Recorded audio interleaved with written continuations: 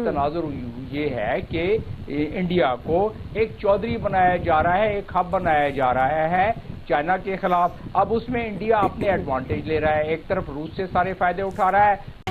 दरअसल चीन को चिप उपकरणों के निर्यात पर जापान ने बैन लगा दिया है और बता दिया कि चीन भारत से दुश्मनी का मतलब बहुत बुरा होता है। सेक्टर में भारत अब अपना दबदबा कायम रख रहा है और चीन में खलबली तो करीब 1.5 साल के अंदर अंदर पहला प्रोडक्शन स्टार्ट हो जाएगा। इसको ड्राइव कर रहे हैं वर्ल्ड के बेस्ट एक्सपर्ट्स, वर्ल्ड के सेमीकंडक्टर इंडस्ट्री के जो सबसे।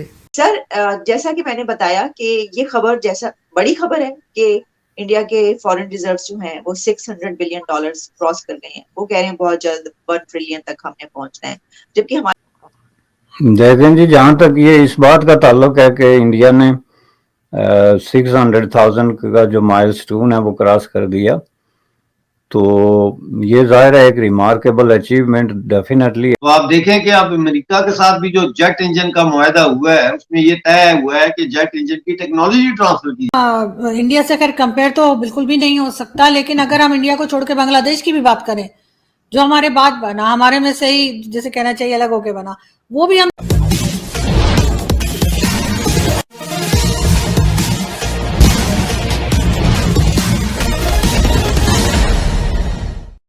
दुनिया के अधिकांशतः उपकरण माइक्रोचिप या सेमीकंडक्टर से ही चलते हैं। पहले जापान ने चीन के साथ मिलकर चीन में माइक्रोचिप का कारखाना लगाने की योजना बनाई थी, लेकिन भारत और चीन के बिगड़ते संबंधों को देखकर अब जापान ने वही माइक्रोचिप का कारखाना भारत में लगाने की घोषणा की है।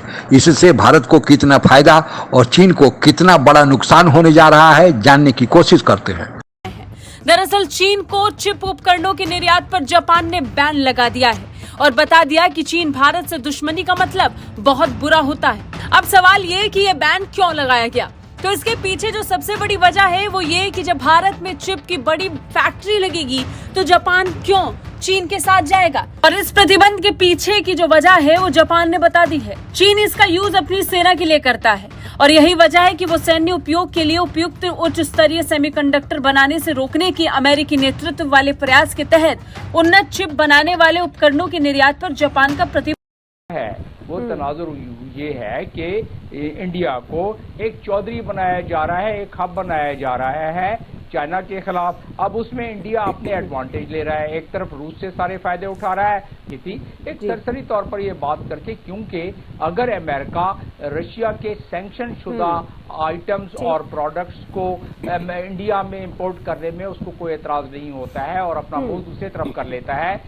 ईरान से जब उसमें सैंक्शन था, ये तमाम चीजें अगर वो इग्नोर कर रहा है तो हमें ये समझना चाहिए उसकी वजह क्या है।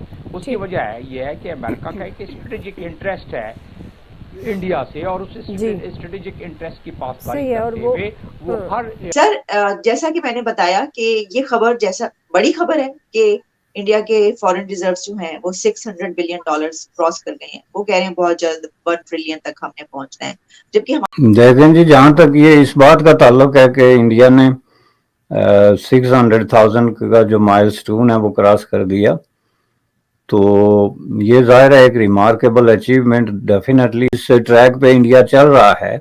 With the passage of time you will see the news, more news, good news, चूंकि उन्होंने अब एक तरक्की का रास्ता इख्तियार कर दिया है।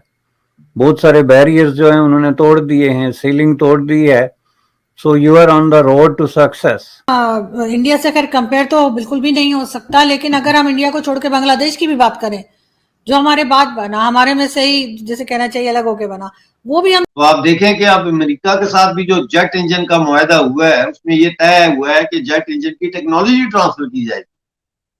तो अब वो मैन्युफैक्चरिंग की तरफ भी चल पड़े, इंफ्रास्ट्रक्चर भी डेवलपमेंट हो रहा है, जो सड़कें बनाई है कनेक्टिविटी वगैरह के प्रोग्राम के तहत। तो अब इंडिया उस रास्ते पे चढ़ गया है जहां अब वो जो कंबाइन एंड अनइवन डेवलपमेंट के इश्यूज हैं उनको एड्रेस कर सकेगा आने वाले। इसको ड्राइव कर रहे हैं वर्ल्ड के बेस्ट एक्सपर्ट्स, वर्ल्ड के सेमीकंडक्टर इंडस्ट्री के जो सबसे एक्सपीरियंस्ड लोग हैं, जिन्होंने 30-30, 35-35 साल सेमीकंडक्टर इंडस्ट्री में काम किया है, वो इसको ड्राइव कर रहे हैं। तो जिस तरह से उनकी गाइडेंस में दुनिया भर में जो सेमीकंडक्टर, तो करीब 1.5 साल के अंदर अंदर पहला प्रोडक्शन स्टार्ट हो जाएगा माइक्रॉन। वो सब जब हिंदुस्तान में बनने लगेगी तो बाकी सारी इंडस्ट्रीज को भी फायदा होगा। इस माइक्रोन के पहले यूनिट से ही करीब 5,000 डायरेक्ट जॉब्स क्रिएट होंगे। और आज भारत सेमीकंडक्टर के क्षेत्र में बाजी मार रहा है। इसके पीछे की सबसे बड़ी वजह ये कि आज दुनिया के कई देशों की कंपनियां जो चिप बनाती हैं, वो भारत में प्लांट लगवा रही हैं, जिससे साफ होता है कि चीन का ये तमगा भारत के सिर जा चुका है। खैर, सेमीकंडक्टर सेक्टर में भारत अब अपना दबदबा कायम रख रहा है और चीन बहुत ही सोफिस्टिकेटेड इक्विपमेंट का उपयोग होता है। ऐसी ऐसी मशीनें होती हैं जो बिल्कुल बारीकी से, बहुत ही बारीकी से, अगर नाखून की नोक का 1 करोड़वा हिस्सा हम देखें, इतनी बारीकी से काम होता है इसमें सेमीकंडक्टर इंडस्ट्री में।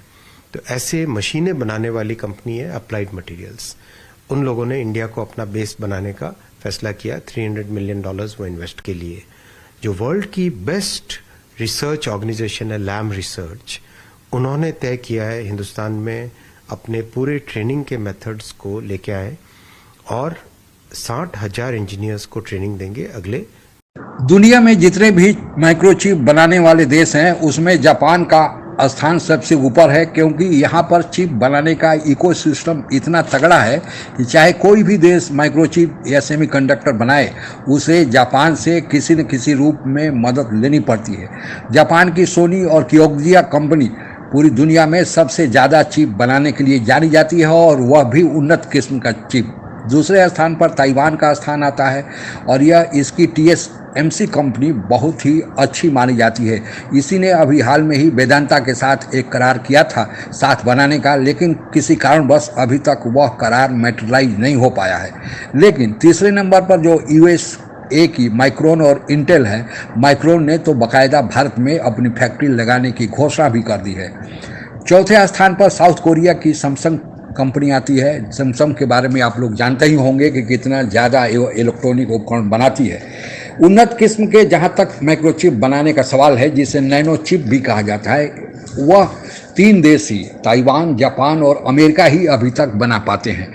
चीन भी माइक्रोचिप बनाता है, लेकिन वह उतने उन्नत किस्म का नहीं बनाता है। चीन रॉ मटेरियल जो माइक्रोचिप में लगते हैं धातु, वह चीन द्वारा सप्लाई किया जाता है।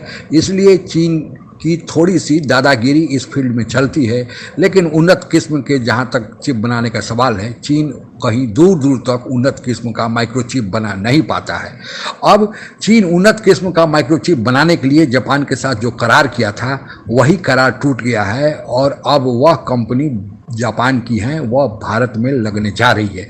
भारत 70 के दशक से ही माइक्रोचिप बनाने का प्रयास कर रहा है, लेकिन कुछ अंदरूनी षड्यंत्रों के चलते माइक्रोचिप की कंपनी जो पहले भारत के जापान से मिलकर पंजाब में लगाई गई थी, उसे आग लगाकर उसे नष्ट कर दिया गया और तब से भारत दूसरे से चिप खरीद कर अपना काम चला रहा है। लेकिन अब भारत की सरकार ने इस बारे में कमर कस लिया है और पिछले बजट में भारत ने जो 1645 करोड़ इंसेंटिव देने की घोषणा की है, इससे भारत में आने वाली कंपनियों का तांता लग गया है।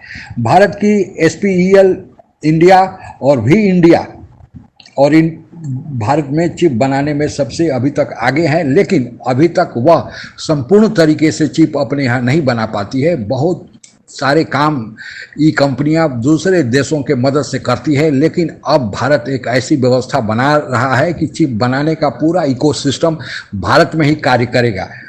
जो चिप बनाने का इकोसिस्टम है उसके 3 लेयर्स हैं। पहला है डिजाइन, दूसरा प्रशिक्षित इंजीनियर और तीसरा इंफ्रास्ट्रक्चर। जहाँ तक डिजाइन का सवाल है, दुनिया में कहीं भी चिप बने 90% डिजाइनिंग भारतीय या भारतीय मूल के लोगों द्वारा किया जाता है। इसलिए भारत को डिजाइनिंग की कोई अब कमी नहीं रहेगी। जहाँ तक सवाल है इंफ्रास्ट्रक्चर का, भारत सरकार ने जो 1645 करोड़ रुपया खर्च किया है, वह इंफ्रास्ट्रक्चर उससे बनाया जा रहा है। और प्रशिक्षित इंजीनियर के लिए भारत सरकार ने जापान और अमेरिका से एक ऐसा एग्रीमेंट किया है कि वहाँ के लोग आकर यहाँ में जो नौजवान हैं, सबसे ज़्यादा इंजीनियर भारत में ही है, उन्हें प्रशिक्षित करेंगी। तो भारत पूरी तरह से माइक्रोचिप का इकोसिस्टम बनाने जा रहा है और इससे चीन को तो आग लगना ही है, क्योंकि चीन सबसे ज़्यादा बड़ा कंपटीटर आज की तारीख में भारत को ही मान रहा है। आज के लिए बस इतना ही। जय हिंद। आप अगर हमसे जुड़ा रहना चाहते हैं तो कृपया मेरे चैनल को सब्सक्राइब करें तथा बेल आइकन भी दबा दें ताकि नई वीडियो की जानकारी तुरंत आप तक पहुंच जाए। धन्यवाद। जय हिंद।